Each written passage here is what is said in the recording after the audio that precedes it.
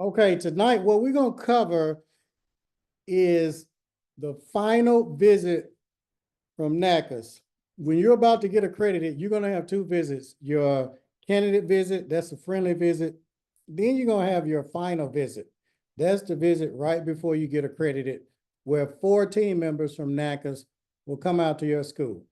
The last school that got accredited was these about maybe 3 months ago, and they didn't get any limitations. When the NACCAS team was there, it was 2 things that were basically non-compliant, and they were going to get wrote up for having those 2 things out of place, for not being correct. So what they did, they called the team, they picked up the phone, text, or whatever, got in touch with the team. The team corrected it for them and emailed it to their school, so they did not get any limitations. Now, when NACCAS comes, they have a checklist that they're going to go by. I'm going to show you all their exact checklist if you all want to see it. I'll show it to you all. It's basically just like the institutional self-study. I'll show you the time that they arrived and the time that they left this school and everything that they checked. I'll go over different documents that you're going to need. I'll show you those documents so you can make sure that you have them. So if this is something that you all want to learn, put a 1 in the chat just to let me know if that's something that you all want to know. If it's something you want to know, okay. All right, so what I'm going to do, I'm going to share my screen. All right, let me know if you all can see this screen. Put in the chat if you can see the screen. Is it big enough? Because I want to make sure that you all can see this screen. Okay, Janetta said, all right, it's big enough. All right. So basically, this is the NACCAS checklist, and they're going to give you this report after they leave. All right, you'll get this email and a letter. So it'll have their letterhead. Let's go down. They got their visit a couple of months ago, the final visit. I took the school name off for privacy purposes. So basically, this summarizes the findings that the team has. So they'll have your school name, your reference number, initial accreditation, that's the final visit. And then it'll have the NACCAS reps. So it'll have 4 people, their names right here. It'll have your school's program. Some of y'all got 1 program. It may be Cosmo, Barber. This school happened to have 4 programs: cosmetology, aesthetics, nails, and instructor. Okay. Now, limitations. Like I said, they got 2 limitations, 2 write-ups. If they were not in the program, they would not have been able to correct these in time before NACCAS left their campus. The great thing about having a team, if it's something that's out of place or a human error, NACCAS will tell you before they go to lunch. And then that gives you time to correct it. So all you got to do is reach out to the team, say, hey, correct this. So the 2 limitations they had, the advertising and program outlines, something very minor. All right. We corrected it for them, sent it to them. As you can see, limitations corrected. So they didn't have any limitations, 0 limitations. So as we look at this, a lot of y'all want to know, well, what time are they going to come? Well, the 4 team members arrived at their school at 8:23. All right. Their exit interview was at 1:10. The exit interview is when they tell you everything about the school. If they found anything wrong, if you got any limitations, that's what they basically go through. The team left at 1:25. Now they got there, they left pretty early. You know why? Because they had everything laid out. Okay, everything was laid out on the table. Everything was in order. All the documents and everything that I'm going to be sharing with you all today. All right, now, as we scroll down, this is basically the institutional self-study, that 200 to 400 page document. Was their mission statement in compliance? Yes. Was the mission statement published in the catalog? Yes. Did they have their annual report, the most recent annual report? Was that there? Yes. Was it accurate? Yes. That should be in your catalog. The institution maintains documentation that can be verified and supports the rates of graduation, licensure, and placement. Okay, what that means is, did you have documentation for your annual report for the students that graduated, took their license and passed, and got jobs?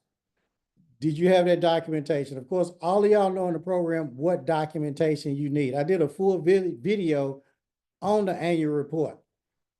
All right. What were the rates? This school's graduation rate was 73%. Licensure, they had 100, placement 100. We'll move on down. The institution has an external advisory committee.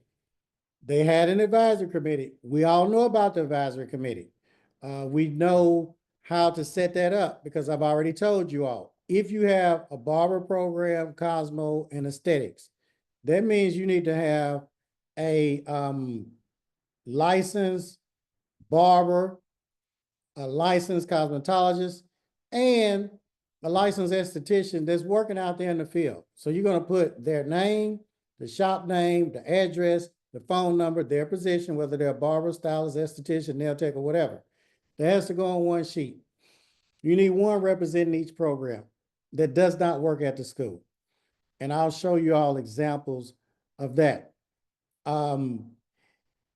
Is the school utilizing distance education if they have components? Some of you all have distance education, some of you don't. If you do, a lot of people use the SEMA. Advisory committee shall provide feedback. Did they have feedback? Yes. Did the feedback cover the curriculum, facilities and equipment, the graduation, licensure, placement rates, the average of student grades, theory, and if applicable, theory, practical attendance, dealing with distance education? They didn't have distance education, so that was NA. You can either have the advisory committee surveys or you can have a yearly meeting.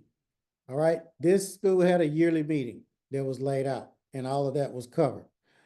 So they're going to check about the feedback from current students. Did you have current student surveys? This school, yes, they did. We put them in your institutional self-study. Did they solicit feedback and have graduate exit surveys? Yes. Did they have feedback from instructors? Yes, that was in the institutional self-study. Feedback from the advisory committee? Yes. Based on the feedback, did they implement any improvements or changes? All this was in their institutional self-study that was already submitted to NACCAS. All right. Now, as we go down, that was number one. All right. Now, I'll show you some examples of what I just talked about. Okay. This is an example of a current student survey. Make sure you fill it out. Course of study, approximate hours. You have a copy of this. Everybody in the program has this. The next thing, this is a graduate exit survey. All of y'all in the program, y'all have these graduate exit surveys. Make sure that the student signs it and dates it. Make sure that this date is on the date that the student graduates or after they graduate. Don't make the mistake and put a date before they graduated. Okay, that's something that's very important. So check your dates. So we covered that. Another thing that I want to share in standard 1,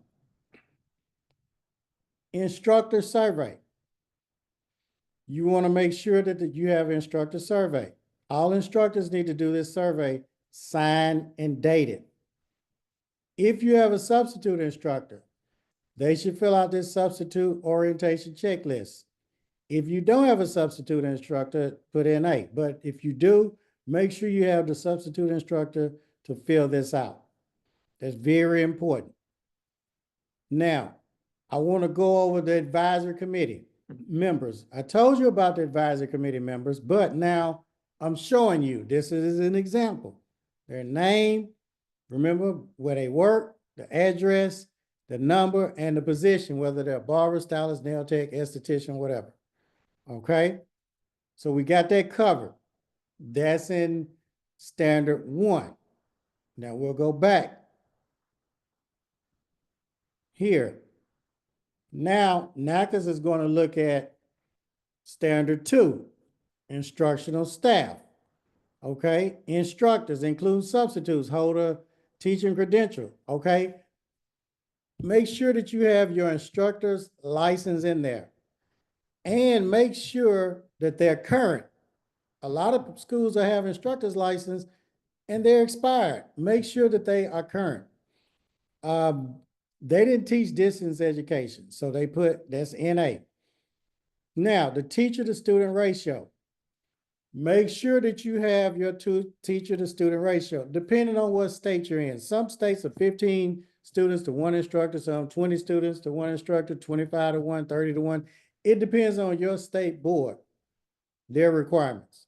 Now, qualified substitute instructors are familiar with the institution's curriculum, policies, and procedure. If you have a substitute instructor, the way to answer that question is to show documentation of that substitute orientation. I just showed you what a substitute orientation, what that looked like. And I'll show you again if you forgot. This is a substitute instructor orientation checklist. So make sure that you have that. So we're going to go back here. Qualified substitute instructors are used when needed. Yes. Okay. Instructors, with the exception of substitutes, attend meetings. Now, you're going to have 1 yearly meeting per year. Okay. There's a way to answer that question in the institutional self-study. And you want to answer that you have 1 instructor meeting annually. That means at least 1. Don't say that we have an instructor meeting every month. That means after a year, you need 12 meetings. If NACCAS comes and you only got 10 meetings or whatever, and it's been a year, they're going to write you up. So just do the bare minimum. Say you got 1.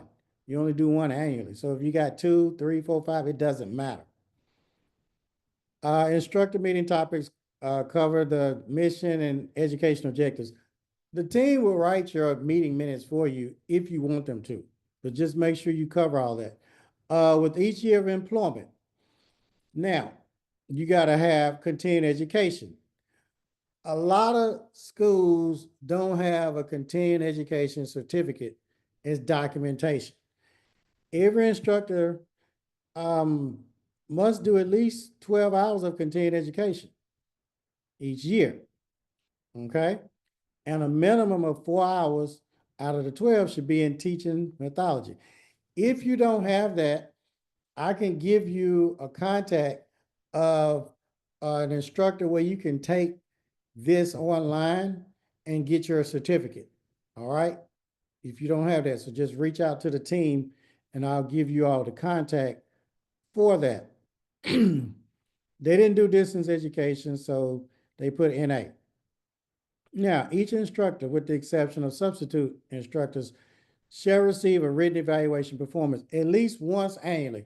So every instructor that's been working at your school at least 12 months minimum must have an instructor evaluation. Now, there's a way to answer that. The correct way, you got 2 ways. You can say, each year on this specific date, we do instructor evaluations. Or you can let them know that we evaluate each instructor on their hire date, the date that they was hired, the anniversary date. It's easier to put it in your phone.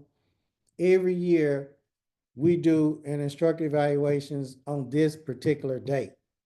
And then let me show you what that form looks like. The instructor evaluation form. This is the instructor evaluation form. You're going to put their name, the date they were hired, the date that you evaluate them.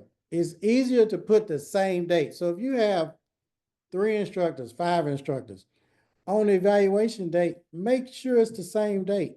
That just makes it real easy. And when you scroll down here, evaluate a signature. So I'll give you an example. If I was evaluating Savannah and she's an instructor, what I would do, employee signature, there would be Savannah, the instructor. She would sign it with the date. The evaluator, I would be the evaluator. Now, just say I'm an instructor too at the school.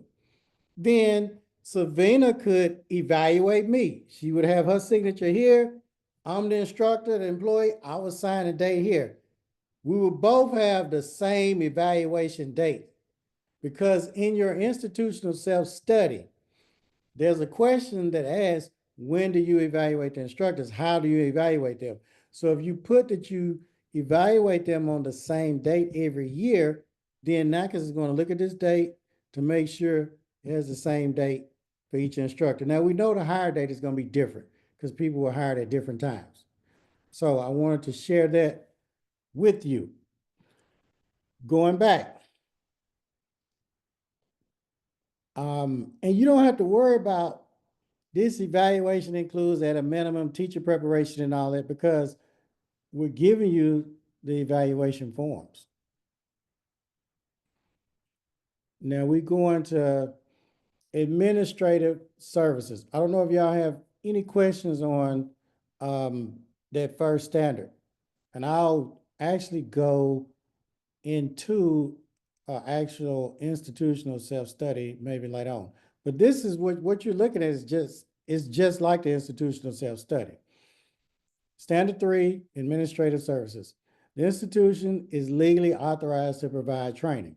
Yes. Now, NACCAS will ask you a question to get you to say yes or no. If you say yes, the next thing is show us documentation. They just ask you, are you legally authorized to operate as a school? Yes. Okay. Now, what do they say next? Well, show us your license. Appropriate license and certificates issued by the state. So now they want to see your license. So make sure that your school license is not expired. I know a lot of y'all are listening and saying, yeah, right, or whatever.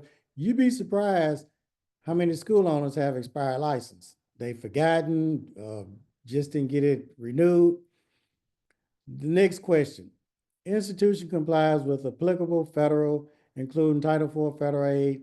Now, yes, a lot of schools don't have financial aid. It doesn't matter whether you have financial aid or not, you still need to be following the federal guidelines. Now, the institution has adopted written operating policies and procedures. We'll give you policies and procedures if you need them. And they want to look at those policies and procedures.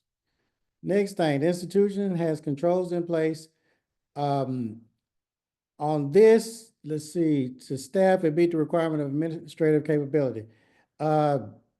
This criteria is not reviewed during the on-site evaluation, and it is currently reviewed and determined by the commission, okay?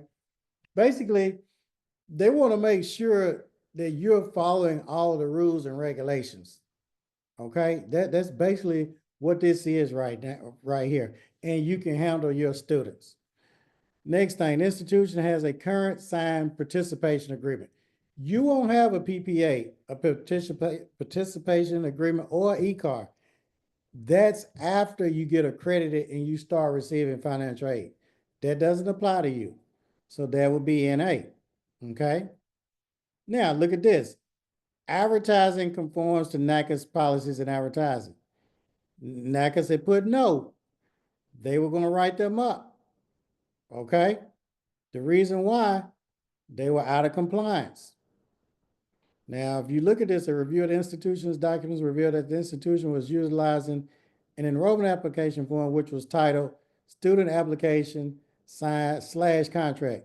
As this was a separate document form with actual enrollment agreement. This title was determined to be a case of misleading information provided to prospective students. The institution was notified of this issue and given the opportunity to correct the application form.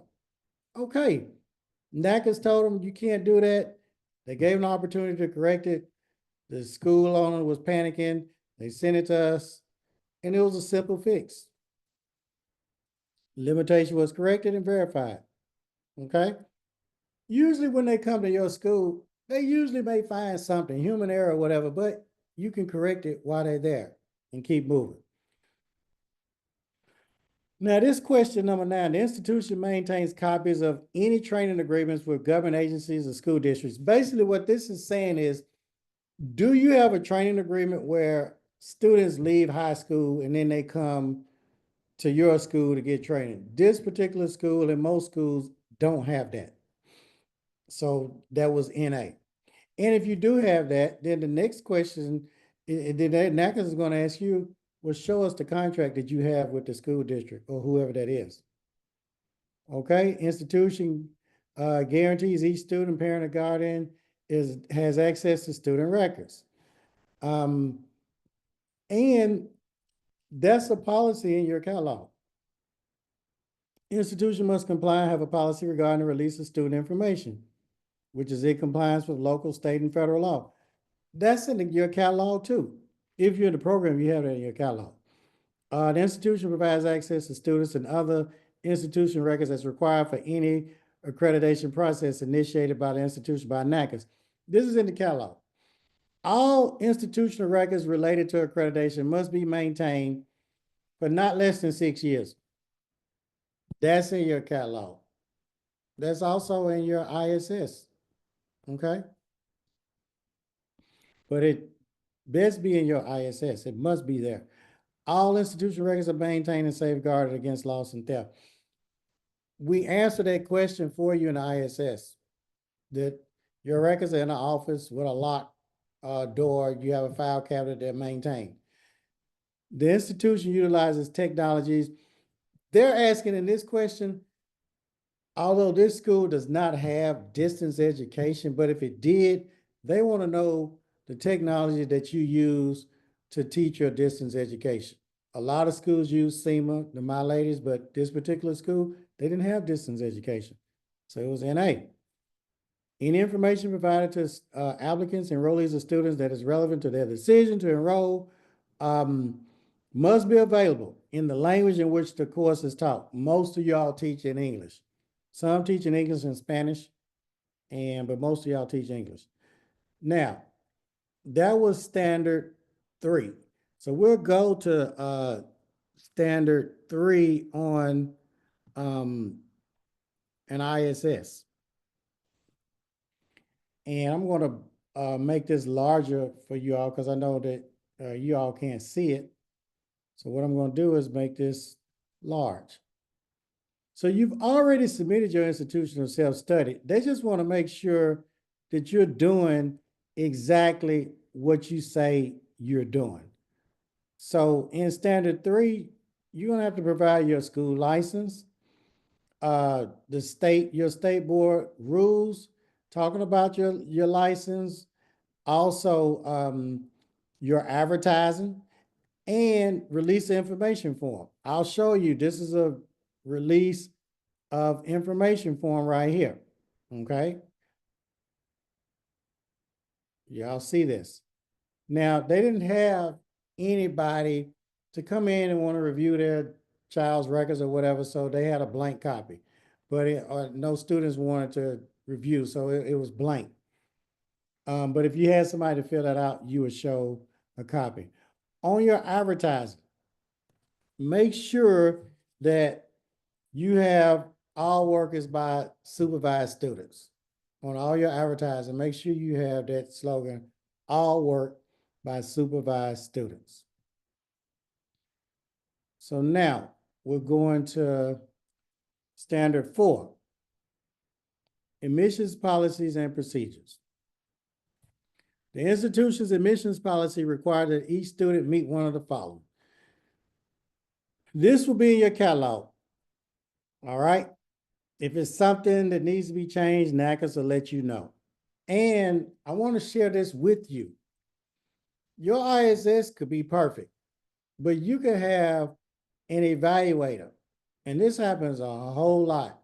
And they may say, hey, change the verbiage in this, and it may be 100% correct. Okay? Just change the verbiage if they ask you that. The reason why we know this is because every year we get a lot of schools that get accredited. So we already know, hey, well, this is the correct verbiage right here because all of these schools got accredited by it. But sometimes an evaluator will say, well, no, you need to change this, change that. Don't argue with them. Just change it, keep moving forward. The next thing, a limited number of secondary students who are not enrolled under a training agreement.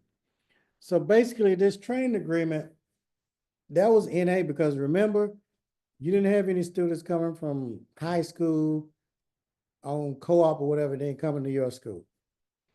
So that was NA. The institution's written catalog complies with NACCAS catalog requirements. So your catalog, you're going to have a checklist from NACCAS. And I'll show you the NACCAS catalog checklist. And the way that it works, NACCAS catalog checklist, you got to go into your catalog and make sure that you have all of those things that NACCAS has on their checklist in your catalog to make sure it's compliant. And you have to put a number notating that. I'm going to show you exactly what I'm talking about because I know y'all don't understand this. We'll make this a little smaller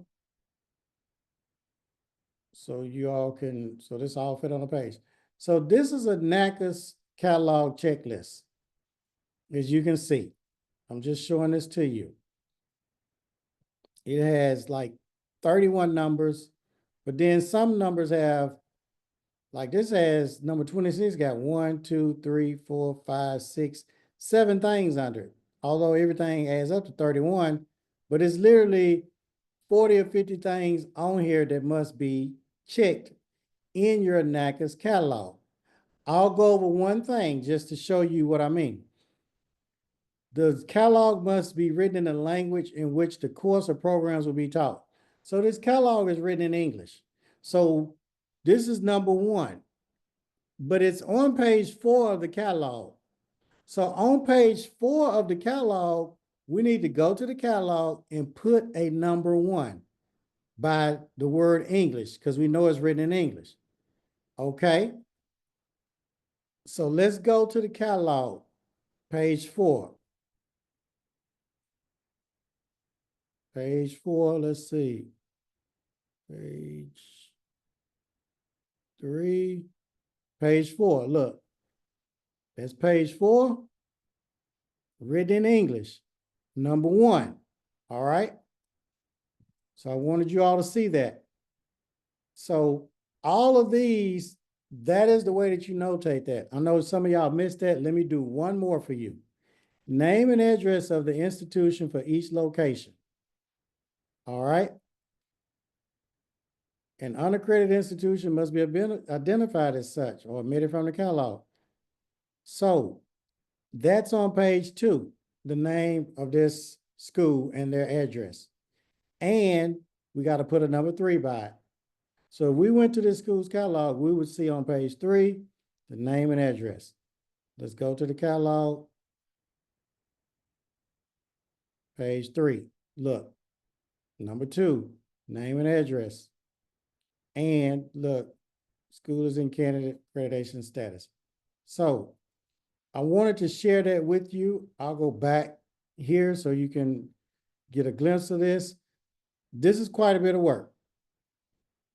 Yeah, it is. It's a lot of work because it's asking all of these questions and you have to notate each one of those. That's what the team does for you. That's what you're paying them for, all of this tedious headache work.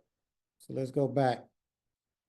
So that's what they mean by this. It complies with the NACCAS catalog requirements. Before accepting an applicant for admission, the institution provides the applicant access to the institution's catalog. Yes, and they're going to ask, how do you provide that to a student before they start? How do we know that? They're going to ask about that. Before enrollment, each applicant is provided and acknowledges the receipt of written information that accurately reflects the annual report and all this other stuff. Even before enrollment, each applicant is provided acknowledgement receipt of written information that accurately reports the certification or license requirements. What documentation do you have for all of this? I'll show you the documentation for that. One is going to be the new student orientation checklist. When they check all of these things, that's letting NACCAS know. And the signature and date. Make sure that a student dates this before they start school or on the date that they start. Some school owners make the mistake and the student signs it after. No, that's a no-no. You're going to need this other document for orientation to answer those questions, to document that. And sign, date that, same date you did the other one. If the student signs the dates that, checks all of these, that's going to put you in compliance with that. Okay? We already have this in your institutional self-study to answer all of those questions. If the institution utilizes multiple facilities, they only just have one school, one place, one location. So that was NA. They don't use multiple.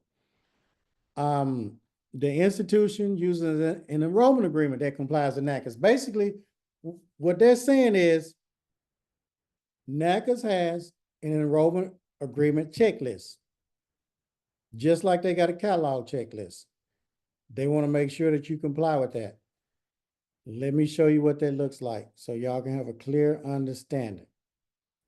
This is a NACCAS enrollment agreement checklist. The same thing that you did for their school catalog, same thing. I'll do one for you. Look, the title, identified as contract or enrollment agreement, on page 1. So if we go to their enrollment agreement on page 1, we need to see a 1 by enrollment agreement or contract. So let's do that. Let's check. Enrollment agreement, number 1. We see that. Okay. Now, let's see. Hold on one second. Okay, so if we look at this enrollment agreement checklist, you got number 5, you got 1, 2, 3, 4 things under that. 1, 2, 3, 4, 5 under number 6. And it says 19 things. So it's probably about maybe 30 something things that you have to know and have on your enrollment agreement.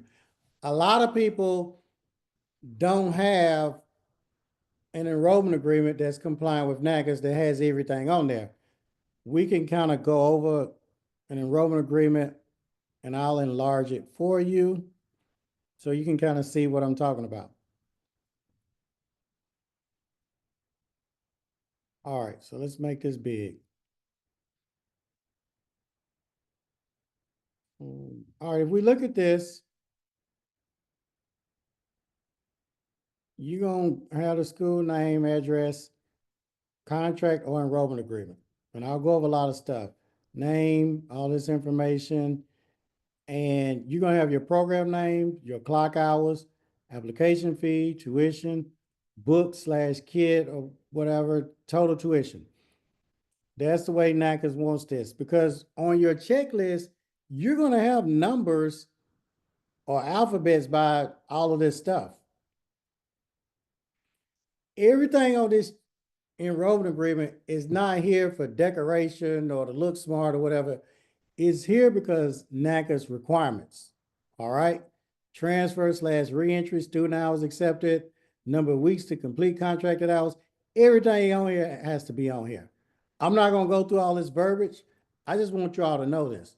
All of these words, I'm not going to read all that. It must be on here. The refund policy, all this must be on here. But I just wanted you all to see this so you would know. So this enrollment agreement is fully executed prior to enrolling starting class. So basically, on that enrollment agreement, I'll go back to that because I want to show you all some stuff. Everything on here must be filled out. If it doesn't pertain to the student, they didn't have no transfer hours, put a line or NA. If you go down here and the student was 18 or older, then their parents don't have to sign for them. Draw a line through, a straight line, or just put NA. Do not leave anything blank. If you do, that's a write-up. That's simple. That's what they mean by a copy of a fully executed enrollment agreement. They're gonna look at that. They want to see it fully executed. When they say fully executed, fully filled out. If the institution has a leave of absence policy, it must comply with NACCAS. We give you our leave of absence policy. And with the leave of absence policy, there is a checklist. There's a checklist. And I'll show you all the leave of absence. If a student takes a leave of absence, let me show you all what one looks like. Let me show you. Right here. I'll show you this so you can see this. This leave of absence policy request, all the verbiage and wording and everything is on here. All you gotta do is download it from the team, put everything on here, fill it out. It's pretty much self-explanatory. Make sure everything is filled out. Now, when they fill this out, if they leave, just say they were supposed to graduate March the 20th, 2025. But in January, they took a leave of absence for a month. Then that means they're going to graduate. They should graduate April the 20th, 2025, because that puts them a month out. So make sure when you do this, that you also fill out an addendum, meaning an enrollment agreement addendum, because what happens is the original start date, you have that, the original end date that's on the enrollment agreement, you'll have that. But then you're going to put a revised date, because remember, they took a leave of absence for a month. I'm just giving you an example. So you would put that date, reason for the change, they took a leave of absence, they were sick or whatever. All right, and you would put that here. So if NACCAS comes in, the student took a leave of absence, that evaluator is going to say, they took a leave of absence. I bet this school did not do an enrollment agreement addendum. I'm ready to write them up. I know they didn't. This student took a month. I know they didn't extend it out a month. So that's what NACCAS will say. But no, they're not going to get you on that, because you're going to have this enrollment agreement addendum. Well, why did you extend this student's graduation date for 2 months? Because they took a leave of absence for 2 months. Okay, well, where's your leave of absence? Right here. Okay, well, where's your enrollment agreement addendum? Right here. Nothing they can do. So you want to make sure all that's in compliance. Let's keep going. The institution clearly states that the institution does not discriminate. So you have the discrimination clause that's in your catalog.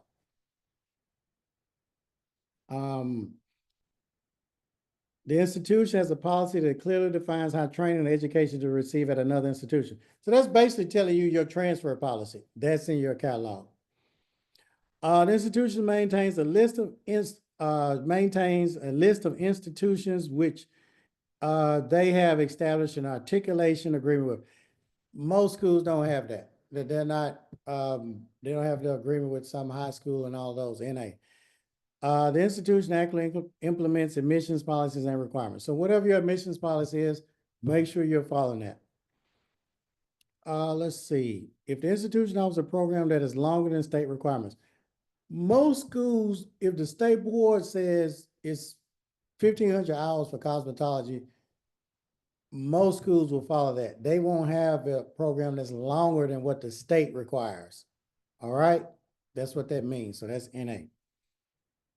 Before enrollment, you remember the license requirements, all of that stuff that I told you on the pre-orientation receipt and the orientation checklist. That's why we can put yes on all of this. And this is going to document that, because some of y'all probably forgot. You remember this form, new student orientation checklist, pre-enrollment receipt of information. This is distance education. They don't have distance education, so that's NA. No, standard 5. And I want to go over, so we went through 4. let me see, we covered 4. Yeah. All right, yeah, we covered 4. So now we on 5. The institution provides access to orientation programs on or before the first day of the class. Yes, because y'all do have orientation.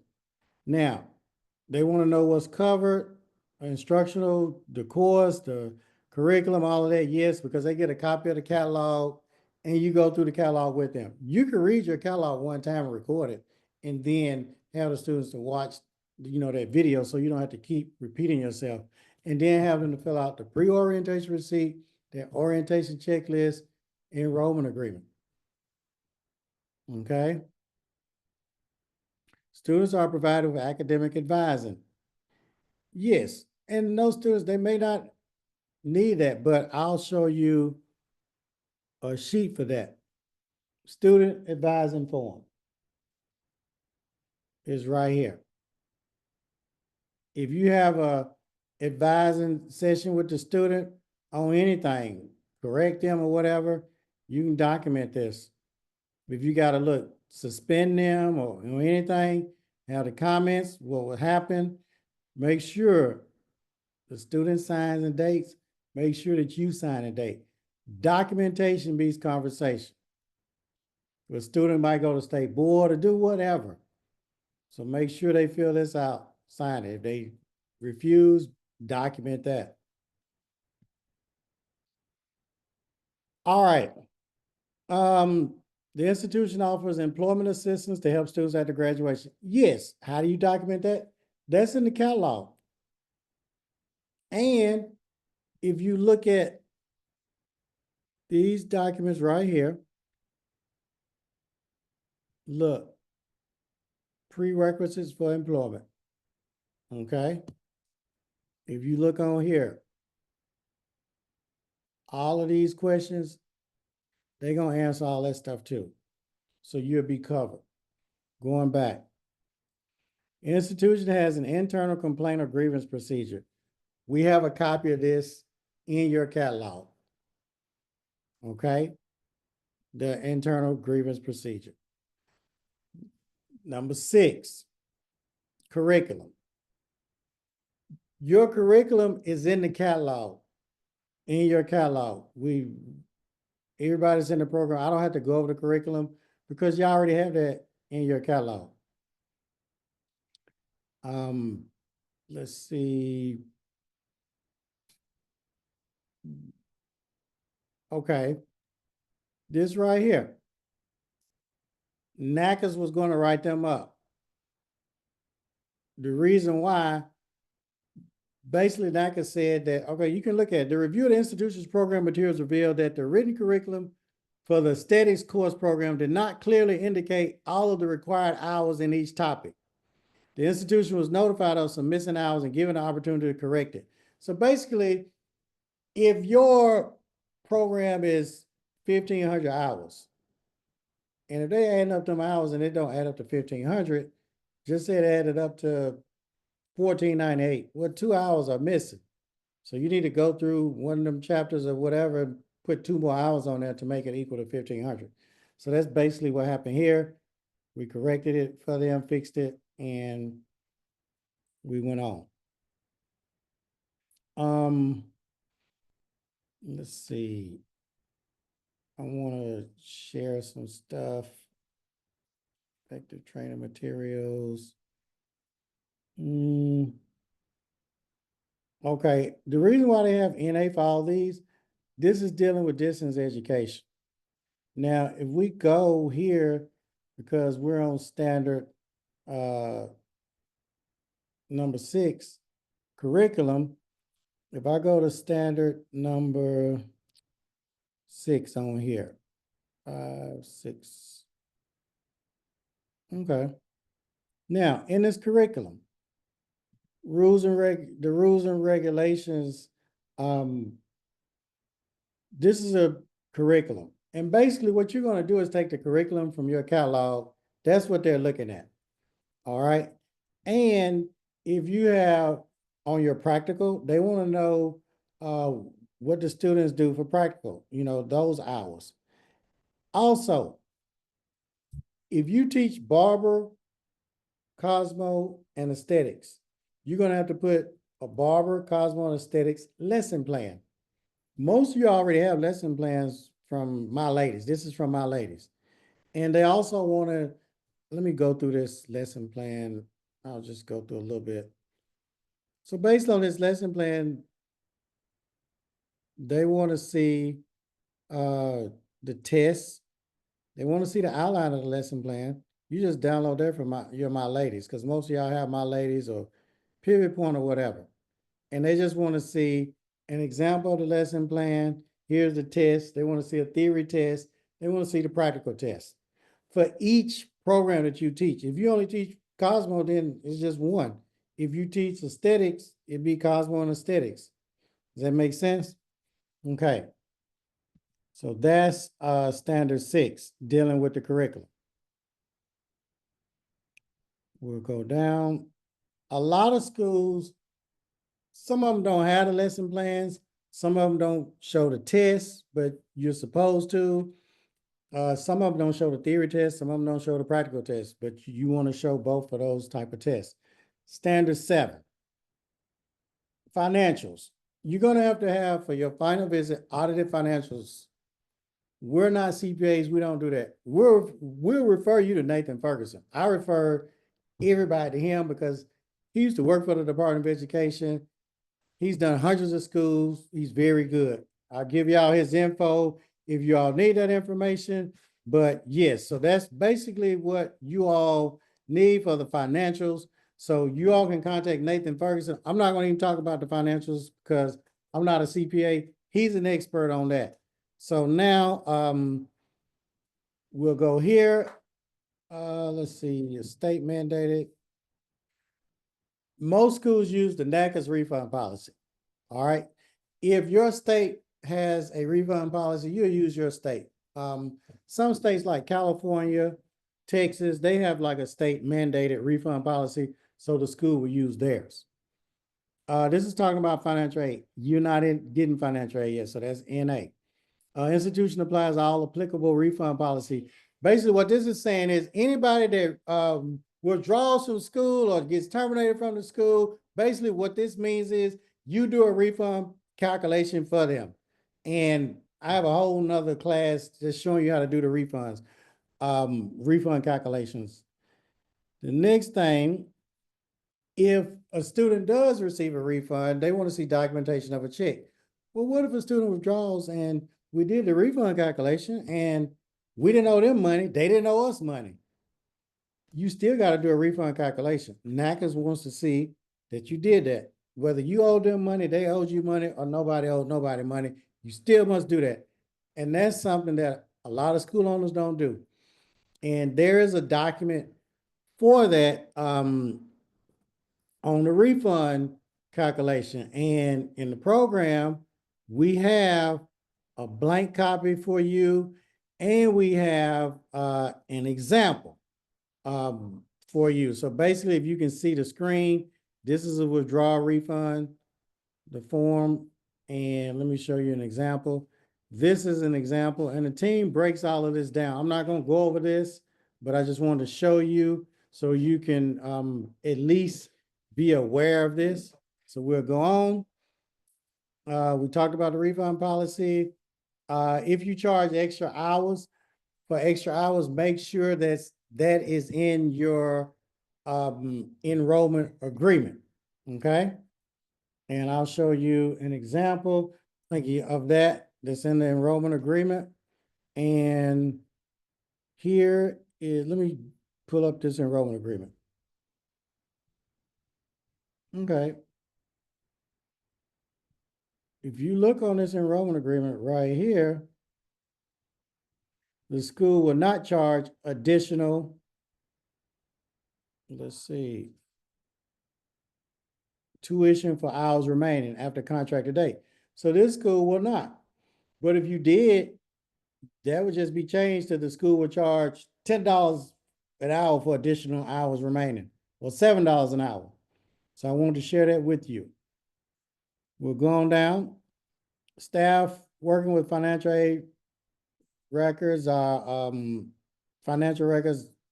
This usually the owner, so you put their resume in. Financial aid, NA, because you don't have financial aid, so ain't nobody working with financial aid. Standard 8. Standard 8 is real easy.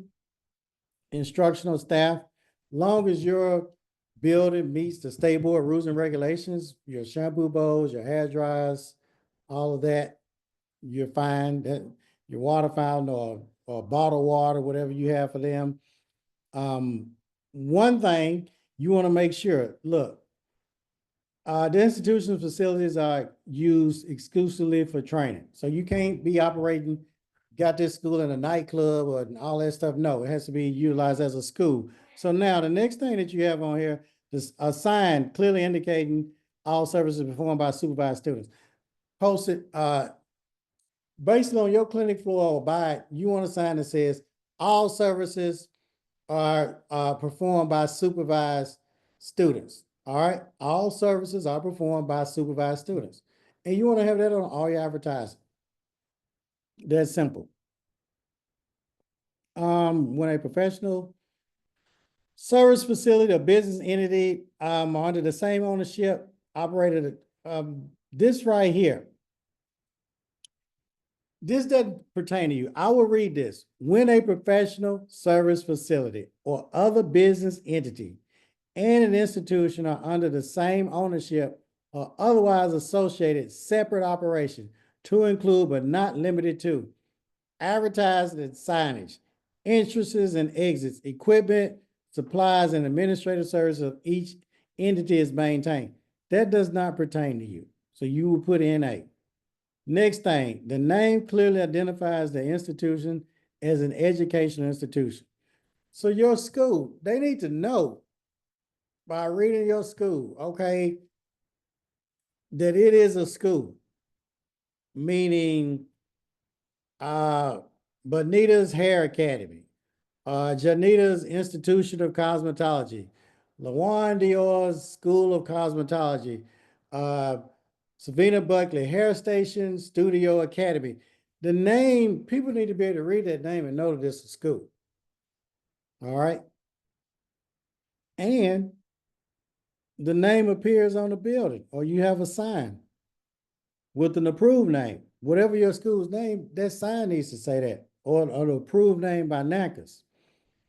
And I'll give you an example. So let's go to standard, what is that, 8 on here.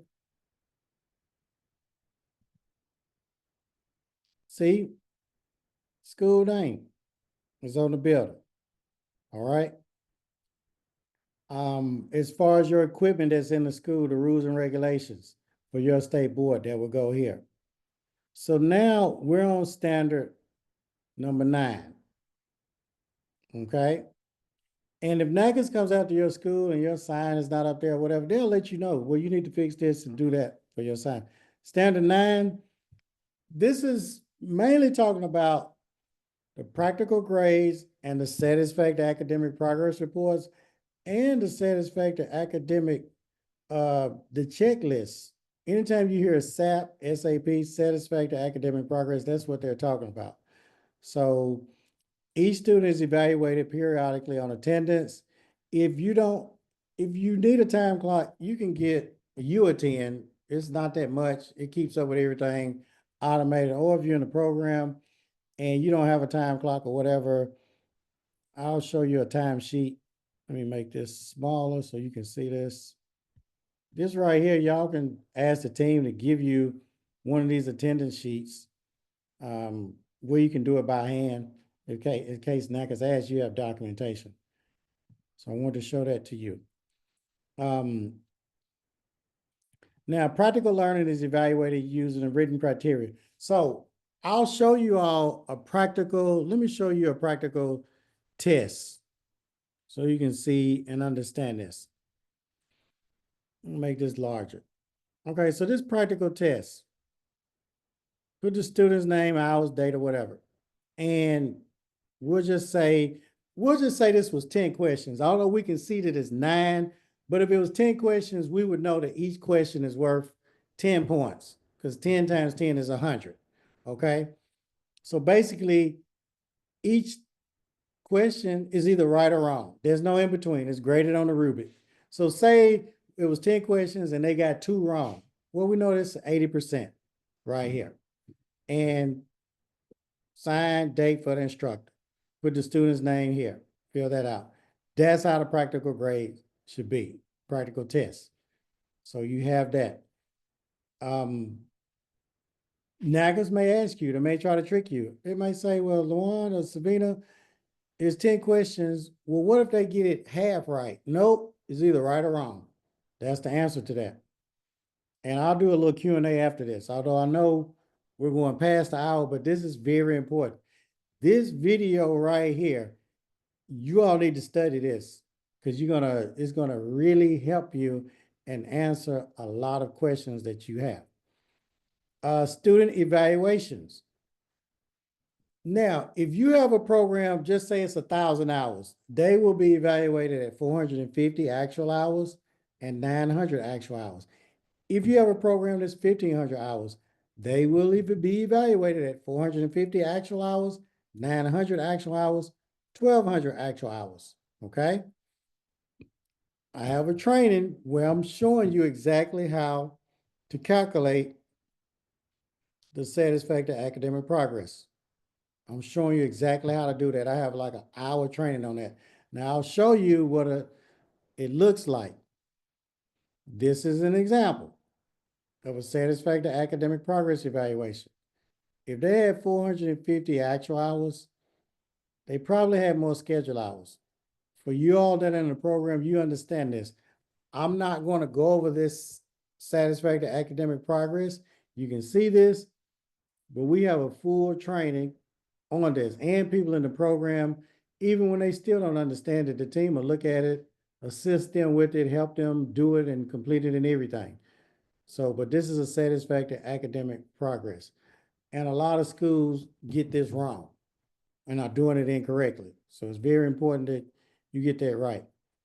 Satisfactory academic policy, the checklist, just like the enrollment agreement checklist, the catalog checklist, leave of absence checklist, refund policy checklist. There's a checklist for all of these. I mean, if we go here, I'll show you all the different checklists. So I showed you all, this is the catalog checklist from NACCAS, okay? The enrollment agreement checklist, okay? Let's see, what else do we have? The leave of absence policy checklist. All right. Going down. There's a refund policy checklist. Let me click on that so y'all can see that. This is withdrawal refund policy checklist. Okay. And I already showed you all how to do these checklists, how those numbers need to line up. All y'all in the program, you know, the team does this for you that when you're going through NACCAS. Now, let's go to the satisfactory, the SAP checklist. Here's a satisfactory academic checklist. I'll go over one of these. Okay. Applies to every student enrolled in the NACCAS program. On page 1, number 2. So we will go here.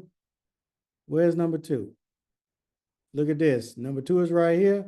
Applies to every student enrolled in the program. You see that? There's the number 2. So I'm not going to go through all these numbers, but I wanted you all to see this so you can have a clear understanding of that. So that's this number 6 right here in standard number 9. Now, let me go over some of this, these SAPs, as you can see, but I'm not going to go deep off into that. Cross-reference, the graduation requirements in standard 9, completed evaluation forms for each program, and then you remember the tests. So the examples of the test. Now, standard 10. Guess what? You don't have to do standard 10. Occupational associate degree programs, because you don't have that if you're a beauty school. See, if you look at standard 10, NA. And this school, they got a 100% no limitations for their final visit from NACCAS. So I wanted to go over this with you all so you all could have a clear understanding of this with all of the documents that I've shared with you all, documents that you're going to need, current student surveys, graduate exit surveys, but I've already gone over all of this. So we're going to see if you have any questions that I can answer for you. Let's see if we got any